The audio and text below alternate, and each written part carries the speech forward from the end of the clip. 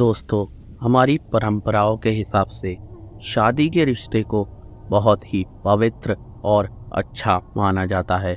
लेकिन आज मैं आपको एक ऐसी कहानी बताने वाला हूँ जहाँ पर ये शादी ही किसी की मौत की वजह बन गई। ये कहानी है एक कपल राजेश और साक्षी की, जो कि काफ़ी छोटी उम्र में ही आपस में शादी कर लेते हैं। शादी के बाद इनकी जो मैरिड लाइफ होती है वो इतनी अच्छी नहीं चलती है जैसे कि ये शादी से पहले रहा करते थे। इन दोनों की लव मैरिज होती है। दोनों पहले साथ में काफ़ी खुश रहा करते थे और एक दूसरे से बहुत प्यार करते थे, पर शादी के कुछ सालों बाद ही इन लोगों में काफ़ी झगड़े शुरू हो गए। इन दोनों के बीच छोटी से छोटी बातों पर झगड़े होने लगे और इन दोनों के बीच आर्ग्यूमेंट्स काफ़ी ज़्यादा कॉमन हो गए थे। दिन पे दिन ये सब बिगड़ता ही जा रहा था, जिसकी वजह से राजेश रोज़ रोज़ के झगड़ों से बहुत ही ज़्यादा गुस्से में रहने लगा था। उसका पूरा नेचर ही इरिटेटिंग सा हो गया था। फिर एक दिन राजेश और साक्षी एक जंगल के रास्ते से कहीं जा रहे थे। वो लोग अपने गांव से किसी काम से बाहर जा रहे थे, लेकिन तभी उनका रास्ते में फिर से झगड़ा हो जाता है और इन सब बातों से राजेश पहले से ही बहुत ही ज़्यादा परेशान था। तो राजेश को उस वक्त इतना गुस्सा आता है कि वो अपने ऊपर से कंट्रोल ही खो देता है और उस वक्त उस जंगल के रास्ते के बीच में वो एक कुआं देखता है और राजेश अपनी बीवी साक्षी को वहां ले जाकर धक्का दे देता है और उसकी बीवी की मौत वहीं हो जाती है।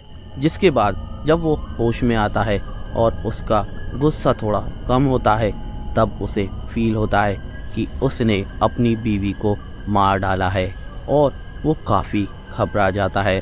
साक्षी की मौत के बाद जब राजेश अपने गांव वापस जाता है तो वहाँ पर उसके आस पड़ोस के लोग और कुछ और लोग पूछते हैं, आखिरकार तुम्हारी वाइफ कहाँ चली गई? तुम उसके साथ ही गए थे ना? तो वो उसकी डेथ को छुपाने के लिए अपनी फैमिली और गांव वालों से झूठ बोल देता है कि हम जहाँ पर गए थे वहाँ पर साक्षी कहीं गायब हो गई।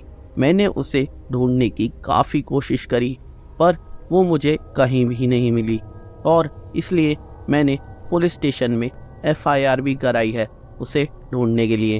दरअसल राजेश ने एक फेक FIR करा दी थी ताकि कोई भी उस पर शक ना कर सके। जिसके बाद काफ़ी समय बीत जाता है और राजेश, जो कि अपनी शादी से पहले बहुत परेशान था, वो अब अपनी लाइफ में पहले की तरह खुशियाँ लाने की कोशिश करता है और कुछ समय बाद ही वो एक दूसरी शादी कर लेता है और उसकी दूसरी बीवी का नाम होता है श्रद्धा और वो उसके साथ एक नई ज़िंदगी की शुरुआत करता है और शांति से अपनी ज़िंदगी को जीने लगता है। लेकिन एक तरफ यहाँ राजेश अपनी ज़िंदगी को बेहतर करने की कोशिश कर रहा है और एक हैप्पी लाइफ जी रहा है। दूसरी तरफ वहाँ जंगल में जिस कुएं में साक्षी की मौत हुई थी, वहाँ पर उसकी लाश अभी भी है और उसकी आत्मा को शांति नहीं मिली है और वो उसी जंगल में भटक रही है। साक्षी की आत्मा वहीं जंगल में ट्रैप हो चुकी है और वो उस दिन का इंतज़ार कर रही है जब राजेश फिर से इस रास्ते पर आएगा और वो उससे अपनी मौत का बदला ले सकेगी। फिर ऐसे ही बहुत टाइम बीत जाता है और एक दिन ऐसा आता है जब राजेश को उसी जंगल के रास्ते से कहीं जाना होता है और वो मजबूरी में उसी रास्ते से वहाँ पर गुजरने लग जाता है। साक्षी की आत्मा को अब भटकते हुए काफ़ी ज़्यादा वक्त हो चुका है। इस वजह से उसकी आत्मा काफ़ी ज़्यादा ईविल हो चुकी है और जैसे ही राजेश उस जंगल में एंट्री करता है तभी साक्षी को तुरंत उसका एहसास हो जाता है और वो सोचती है कि आखिरकार वो उसे कैसे मारे। वैसे तो साक्षी उसे तुरंत भी मार सकती है, लेकिन वो सोचती है कि इतनी आसान मौत वो उसे नहीं देगी। और फिर साक्षी कुछ ऐसा करती है जिससे वो राजेश को बहुत ही बुरी तरह से तड़पा तड़पा कर मार सके। वो अपना रूप उसकी सेकंड वाइफ के रूप में बदल लेती है, यानी कि अब वो श्रद्धा बन जाती है। फिर साक्षी की आत्मा, जो कि अब श्रद्धा के रूप में है, वो राजेश की गाड़ी के सामने आ जाती है। और राजेश जैसे ही उसे देखता है तो कहता है, ये तो मेरी बीवी है, इस जंगल में ये यहाँ पर क्या कर रही है। तो वो तुरंत उसके पास जाता है, और जब वो उसके पास जाता है तो साक्षी उससे बोलती है, आखिरकार तुम आ ही गए। और उसकी आवाज़ सुनकर वो तुरंत समझ जाता है कि ये श्रद्धा नहीं है, बल्कि ये तो साक्षी की आत्मा है, जो कि अब मुझसे अपनी मौत का बदला लेना चाहती है। और ये सब देखने के बाद राजेश बहुत ही ज़्यादा डर जाता है और वो अंधाधुंध वहाँ से भागने लगता है। लेकिन साक्षी उसका पीछा करती है और वो उड़ते हुए उसका पीछा करती है, जिसे देखकर वो और भी ज़्यादा डरने लग जाता है। और राजेश भागते भागते गांव में वापस आ जाता है और वहाँ के काउंसिल ऑफिस में घुस जाता है। गांव के काउंसिल ऑफिस में काफ़ी सारे लोग होते हैं।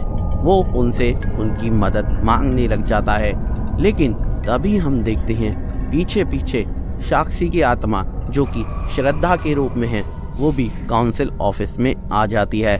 और सब लोग उसे श्रद्धा ही समझते हैं। उस ऑफिस में काफ़ी सारे लोग होते हैं और वो लोग इस सिचुएशन को नहीं समझ पाते कि आखिरकार राजेश श्रद्धा से क्यों भाग रहा है। वो तो उसकी बीवी ही है। जहाँ पर राजेश चिल्ला रहा है, मेरी जान बचाओ, मेरी जान बचाओ। और वहीं दूसरी तरफ साक्षी की आत्मा, जो कि श्रद्धा के रूप में है, झूठे आंसू बहाने लग जाती है और कहने लगती है, ये मेरे पति को क्या हो गया है, मुझे छोड़कर ये जाना चाहते हैं। बस एक छोटी सी बात पर ही हमारी लड़ाई हुई थी और ये इतने गुस्सा हो गए कि मुझे छोड़कर जाना चाहते हैं। इस चीज़ को सुनने के बाद वो काउंसिल के मेंबर्स राजेश को सजेस्ट करते हैं कि उसे ऐसा नहीं करना चाहिए। छोटी सी लड़ाई की वजह से उसे अपनी वाइफ को छोड़कर नहीं जाना चाहिए और उसे अपनी वाइफ के साथ ही रहना चाहिए। लेकिन राजेश के लिए ये सिचुएशन बहुत ही बेकार थी। ऐसा था जैसे आगे कुआ और पीछे खाई, क्योंकि अगर वो उन्हें बता देता कि ये साक्षी की आत्मा है तो तब भी वो परेशानी में पड़ जाता, क्योंकि उसे फिर सब बताना पड़ता और हो सकता था साक्षी उसे तभी मार देती सबके सामने।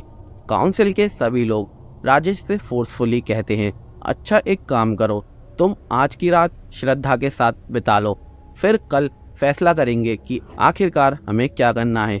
राजेश काफ़ी ज़्यादा डर रहा होता है, लेकिन वो इस वजह से एग्री हो जाता है कहीं साक्षी की डेथ का सच सामने ना आ जाए, जिसके बाद वो काउंसिल के मेंबर उन दोनों को एक घर में भेज देते हैं। और उस रात साक्षी को अपनी मौत का बदला लेने का बहुत ही अच्छा मौका मिल जाता है। साक्षी काफ़ी टाइम से जो इंतज़ार में थी अपनी मौत का बदला लेने का, उसे फाइनली मौका मिल जाता है और वो उस मौके को मिलते ही राजेश को बड़ी ही बेरहमी और खौफनाक तरीके से मार देती है और उसके शरीर पर बहुत ही बुरे बुरे घाव देती है। जैसे ही राजेश मर जाता है तब साक्षी की आत्मा को मुक्ति मिल जाती है और वो उसी वक्त वहाँ से गायब हो जाती है।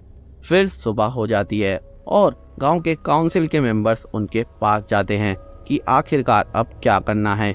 और जब वो गेट खोलते हैं तो उन लोगों के सामने बहुत ही खौफनाक नज़ारा होता है। राजेश की लाश बहुत ही बुरी हालत में होती है और वो लोग उसे देखकर शॉक हो जाते हैं। उसमें से एक दो मेंबर्स तो बेहोश भी हो जाते हैं। तो आप सोच सकते हो राजेश की हालत कितनी बुरी है। जिसके बाद उन्हें ये भी पता लगता है कि कल रात राजेश जिसके साथ रुका था वो श्रद्धा नहीं थी, बल्कि श्रद्धा तो घर पर ही थी। और उन्हें फिर शक होने लगा आखिरकार उन्होंने ये सब क्या देखा था। और फिर उन लोगों ने जब छानबीन करी तब उन्हें साक्षी की मौत का सच पता चल गया कि राजेश ने साक्षी को मारा था, जिसकी वजह से उसके साथ ऐसा हुआ है। तो इस शादी ने राजेश और साक्षी दोनों की ही जिंदगी ख़त्म कर दी थी। कुछ रिश्तों का अंत अच्छा नहीं होता है। मैं और भी ऐसी ही इंटरेस्टिंग और मिस्टीरियस हॉरर वीडियोस को आप तक लाता रहूँगा।